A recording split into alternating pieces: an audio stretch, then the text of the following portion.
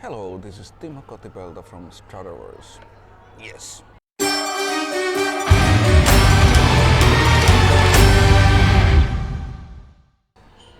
It's been good. Lots of interviews, early wake-ups, and yeah, fantastic. I'm happy to do this because it means that some people are interested in the album, so all good. Well, it's been like refreshing, let's put it this way. Yeah, it's been 7 years since the last proper album release. Of course, we did release this kind of a EP, whatever you call it, like a few years back. But it's nice to be back with a hopefully good album. So, first of all, of course, the label, they were asking when is the next album coming, and fans were asking when is the next album coming. But I think they all gave up, at one point. So, but we didn't want to, like, give any certain deadline. We thought that it comes when it comes. And of course we did a lot of touring, and then there was, like, of course, this pandemic. It was good and bad. It was good for that we actually had some time to compose, but of course financially and mentally for all of us people who work in the entertainment business, it's been pure hell, to put it bluntly. But we used it to compose when the flights were actually going on, because we were originally planning. We started, I think, composing 2019, but then we were planning that after our South American or Latin American tour, that then we get back together spring 2020, and of course that didn't happen. Jens was stuck in Sweden. Matthias went to Brazil, and he was there for like, I don't know, 2 months longer than expected because no flights. And but then we started composing, and of course still label was asking when is it ready, and we said we'll see, it's ready when it's ready, because we had the bar very high and we wanted to work on the album as much as needed. So it took as long as it took. What we did, we changed something drastically, because in the past it was always like one guy composing his songs, like the music, and then he or me were writing the lyrics. But this time Jens and I, we had this crazy idea which we suggested to Matthias, that hey, how about we compose together in the same room, like maybe some bands did in the past. So that took some time, but it was fantastic, especially for me, because when we were composing, like, let's say the day started like with a cup of coffee, and then I asked Matthias, do you have any ideas? And sometimes he had the riff, and then sometimes he asked me, do I have any melodies? And then I said, okay, I have this and this. So then we built the song basically from the scratch, and that was like, wow, so you can actually work with these guys in a way like this. So, I was nicely surprised. And, then suddenly we started like having more and more songs, and I think we composed maybe 20 plus demos. But then at a certain point we understood that, okay, these songs are shit, so we just threw them in the trash bin, and then we still work on these. So that's why it took a lot of time, but I think it's much better result for everybody that we did it this way, instead of rushing the album, like, let's just put something together so we can tour next year. That's what is actually happening to a lot of bands nowadays. They just want to put something out that they are able to tour, but we thought, we want to make a good album. It can take a few years. Well, we didn't plan it's going to take 7 years, but anyways. We saw each other last time. I remember the date because we played the last Latin America show. I think that was a Knotfest, like Slipknot festival, that we played in Bogota 2019, December 6th. I remember it because of Finnish Independence Day. So that's why I remember it. So, but then we said, okay, see you next spring, and we were planning that, okay, then we start composing. But then Matthias was able to come to my place, my studios, a little bit earlier.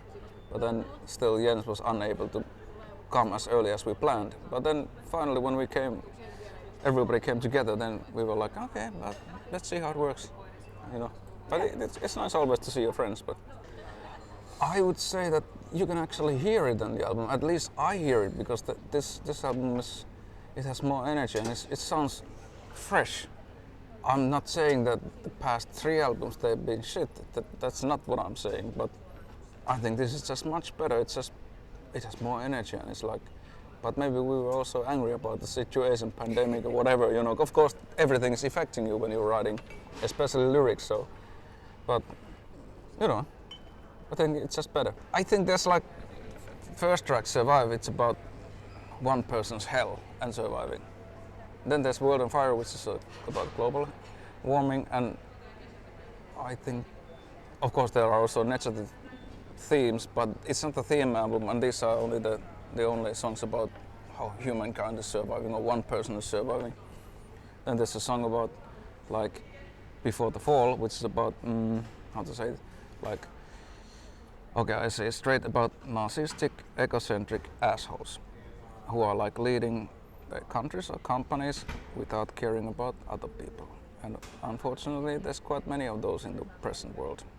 So there's a lot of themes that piss us off, let's put it this way. But of course, there's also 2 or 3 songs which are just fiction. Yeah. To balance it, you know. To have the power metal. Exactly, a little bit, yeah. Stratovarius, we've never been like a typical like power metal band, you know, what comes to, we haven't been singing about kings and knights and, you know, fighting stuff and galloping or whatever. So it's not really our thing. I think we've been playing power metal, but I think the lyrics are about what we see around us, you know.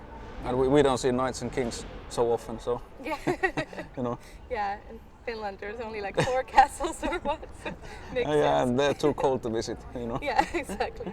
But of course it's clear that that's mostly composed by Kupiainen, because he's into this kind of a super progressive, aggressive music, which I'm not that much, but I actually love the song. It's just, first when I heard it, I was like, what the fuck is this? But then I was like, oh, this could work.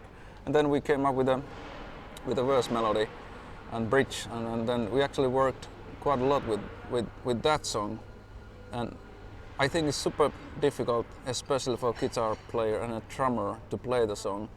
So, of course, we did have some, and we always had some progressive elements in the band, and some of the songs are very difficult to play. But it's not that we want to, you know, have all the songs like super fantastic, hard to play, because then it doesn't make any sense to me, because there has to be a good melody, and on this song there's also a good melody.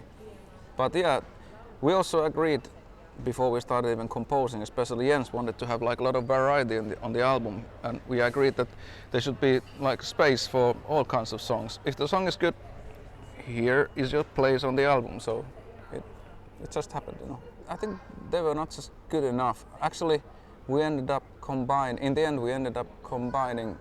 2 songs into one, because we were like, I like this chorus and I like this melody on this other one, you know, this riff is great, but it's pity to throw them out. And then we were like, can we combine them? And then that song became Glory Days, which is like I would say the most old school Stratovarius song on the album. Yeah, that was and we were like, but this sounds pretty good. But then, you know, that it happened. But then if we had some songs that just didn't feel good, then it didn't make any sense to spend another 2 months to work on the song that will not end up on the album. But the problem was actually in the end, and Matthias originally wanted to make 45 minutes album, and then he was thinking, okay, what song should be out? And then we asked a lot of people, you know, like our friends and label and so on, who's been working on the album, that what songs do you like? And then we got the list, and then we started comparing, and we were like, all the songs should be on the album. What is this? And then we actually left only one song as a bonus track for the vinyl, which is called Heroes, I think. So that's only on the vinyl. So it was like a positive problem, because a lot of people like most of the songs. So then we ended up making like a little bit longer album. But so it goes. I also like that song a lot, actually. That's one of those like fiction songs when it comes to lyrics. But it's also, the song separates itself on the album from the rest of the songs, and we were not like intentionally thinking that it should be like 11 minutes. We just, you know, started, I don't know, was it the riff or the chorus, whatever started the song, now I can't remember. It was Matthias and me working on it. And then the only actually older part is this intro outro, this acoustic part. It's acoustic in the intro, but not in the outro. But that, I think, Matthias introduced to me like maybe 2019 when we did some duo shows together. And I already liked that part back then, And then suddenly he brought it back. Do you remember this? And I was like, yeah, I think I've heard it before. And then he was like, I played it for you a few years ago. Haha, okay. and then he suggested that should we put it on this song? And I was like, yeah, let's check it out. But I think you can easily make like very long songs. That's not the problem. You can always put parts together, but to make it compact and interesting for the listeners, that's the difficult part. So if people who listen to this song, if they think that 11-minute song sounds like 15-minute song, then it's a failure. You know, it's boring. But if they think that, oh, was it really 11? Oh wow, I thought it's only 6. Then you know that you have something there. Yeah. So, but that's a tricky part, to make a long song interesting enough. Was it originally longer? Like while you were working? Actually, we were thinking about cutting the intro at one point, but then Matthias was like, I think we should have it there, and also I think the our label, especially the women, they liked it. Oh, I like this softer part, and then maybe we listen to them as well, you know. Yeah. But you know, we didn't. Well, this is the way it turned out. I think that's a good opener. It has a good riff, and it's like heavy riff with a lot of energy. I think to me Clear was the first and the last song, but the rest is like it was always like should it be here? And then I think it was up to Matthias to suggest, because he was producing the album. So it's up to him to make the final decision. Of course, it could be some other way around, but I think it's quite logical somehow. Probably not. Well, yeah, we did something because first of all, of course, he recorded his guitars in my studio, and then sometimes he recorded, I think, guitars before I started singing or something, and but then also he started mixing the album in Helsinki, but then we were missing some stuff from the album by one of the other guy who was not a band member, but he was working on the album, and then he got COVID, so he was completely out for 3 weeks. So then we were like waiting, and then Matthias had to go to Brazil, so then he had to book another studio in Brazil to continue mixing. So started in Helsinki and then went to Brazil, and it didn't end up there because then the mastering actually happened in Australia. So this album was done in 3 different continents, and that was kind of tricky, but we made it. Well, it was like this, and with other videos as well, that we were like having timing problems because not everybody was in Finland, and then there was like this deadline, and then deadlines coming from the record label. So then the video for that was done by a German company, and actually the lyrics are not about they're about global warming, they're not about war, but then this is the result. But I think it is what it is. Videos are nice, but I think what is more important is like when people are listening to Spotify and YouTube, or they are listening to the album, or actually of course when they are buying the album. So yeah, that's exactly what matters. Because there are people who want to buy everything, and who want to buy especially vinyls, and I saw the vinyl today. Actually, I saw it once in Wacken. I had it in my hands, but then it was taken away from me. but anyway, so I don't have it yet. But I saw it looks fantastic when you open it, and and actually the vinyl looks, it's plastic, but it looks beautiful. There's one version which looked the best, which is like recycled plastic, and I was like, wow, so this is recycled. I want to recycle everything now. So, but yeah, of course, and it's also good that the label is actually putting some money for this, because it's expensive to manufacture vinyls, and also at one point last year they told us that there's a shortage of vinyl or plastic. So I think that it took like 6 months to book the time, so we had to like deliver the master by this time that they would be able to do the vinyl. And of course it costs a little bit more to have a proper artwork, but then again, after 10 years or 5 years, then you can still check it that okay, this did cost a little bit more than 100 euros. So it's like it's a product. People, when they buy our vinyl, then they have something to see, or hopefully something to listen to as well. But it makes the difference. I like the vinyl. There's like this double vinyl. Matthias actually paid a lot of attention. That there's like this many songs and these many songs, and so, and I hope to get one myself soon. I think it's nostalgia and also actually I've been buying now some vinyls. I just need a player, so I want to do it as well. I think it's a pity because I remember when I was buying my first vinyls, or albums they were called at the time. So then you actually, when you put it on, you listen to the whole side. And not like nowadays you listen to like 5 seconds, I don't like this song. Or then you listen to like a little bit and then you skip the song to the next song. So when you put the vinyl on, you can have a glass of beer or a glass of red wine and listen to it and pay attention to it. Maybe you close your phone. That's what I'm hoping to do if and when I get my vinyl player. We've been now like throwing in some ideas what to play live, and we've been playing 3 of the songs live on these summer festivals. And I have a feeling, of course we haven't played them as a band together yet, but I have a feeling that quite many songs we could play live.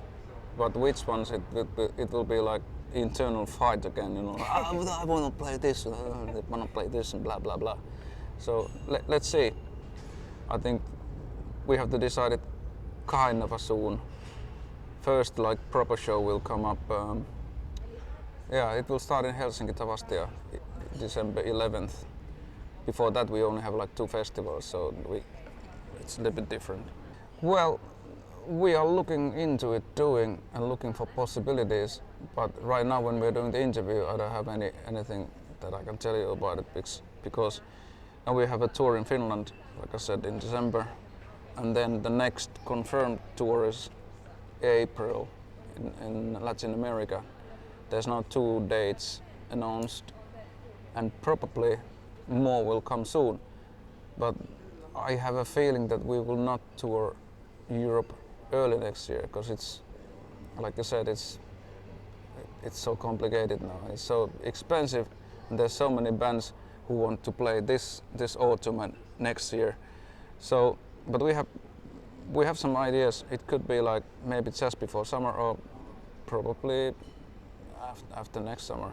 But hopefully it happens. But of course we also have to see how the album is doing. But we don't have any like certain dates. We've been getting offers from other bands that you want to go on tour with us, and we've been like, oh, let's see. You know? Yeah, makes sense.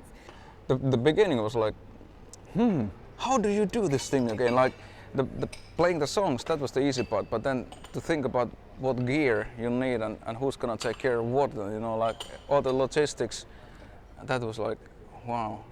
But actually, I have to be honest that the feedback, the reaction from the audience, it's been much more than I thought. There's been a lot of people, and especially here in Finland, I've seen a lot of teenagers in the first row, and I was like, wow, all right, you guys know our songs, and it doesn't happen, you know, every year. So I think there must be this new generation of Stratovarius fans coming up, like a small Iron Maiden effect or AC/DC effect, which is nice, you know, like there would be like younger generation come to see our shows, and that's fantastic. So it's been fantastic play live again and to a lot of people. So, but now I'm looking forward to these 2 festivals and then this Finnish tour. Hello fans. Well, of course, I want to tell you that I'm really grateful for all the support through the years, and check out the new album because it's our best in 20 years. I might be lying, but I think I'm right. Thank you.